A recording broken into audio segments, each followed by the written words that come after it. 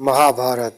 जब भी हम यह नाम सुनते हैं तब हम कहीं न कहीं आज से लगभग हजारों वर्ष पीछे चले जाते हैं और हम उस कहानी से जुड़ जाते हैं जहां कुरुक्षेत्र में दुनिया का सबसे बड़ा और सबसे भयंकर युद्ध हुआ था। समय द्वापर युग का था जब इस भयंकर युद्ध ने विनाश मचाया था। पांडवों ने धृतराष्ट्र के 100 बेटों को मारकर उन पर जीत हासिल की थी, जिनको कौरव बोला जाता था। यह इतना बड़ा युद्ध था कि यहाँ लाखों हजारों सैनिकों ने अपने प्राणों की आहुति दी थी। आज महाभारत हिंदुओं के प्रमुख कथाओं में से एक है और हम जब भी महाभारत कथा को याद करते हैं तब हम यह पाते हैं कि हमें वहां से कुछ न कुछ सीखने को मिल रहा है। यह बातें बाद में हमें जीवन में एक ज्ञान के तौर पर काम आती हैं। वह महाभारत का युद्ध था जहां से हमें जिंदगी बदलने वाला श्री कृष्ण का गीता ज्ञान मिला था। यह तो बात हुई महाभारत की, लेकिन जानने और सोचने की बात तो यह है कि आखिर क्यों आज तक महाभारत युद्ध के एक भी योद्धा का शव नहीं मिला है। तो चलिए मिलकर जानते हैं कि उन लाखों लोगों के शवों के साथ आखिर क्या किया गया था।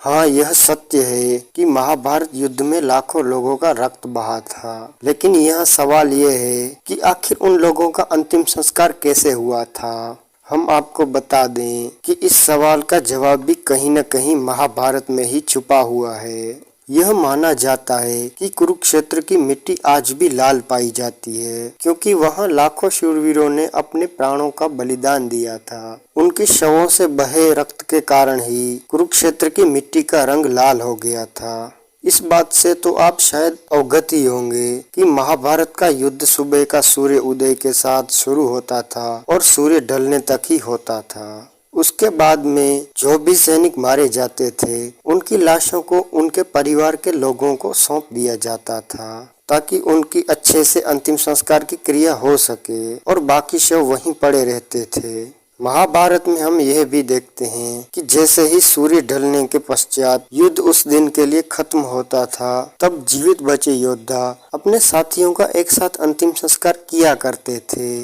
जैसे कि युद्ध के 13वें दिन जब कौरव पक्ष के बहुत से योद्धा अकेले चक्रव्यूह में फंसे अभिमन्यु को बंद कर देते हैं। सूर्यास्त के बाद ही अर्जुन अपने पुत्र अभिमन्यु का अंतिम संस्कार करता है और जयद्रथ को अगले ही दिन मारने का प्रण लेता है, जो कि श्री कृष्ण की सहायता से अर्जुन पूर्ण भी करते हैं। उसके बाद जब युद्ध समाप्त हुआ तो कई सैनिकों को उनके परिजनों से भी दूर रखा गया था। भगवान श्री कृष्ण की ही आज्ञा से पूरे कुरुक्षेत्र भूमि को ही जला दिया गया था, ताकि जिस किसी सैनिक का शव बच गया हो उसका भी अंतिम संस्कार हो सके।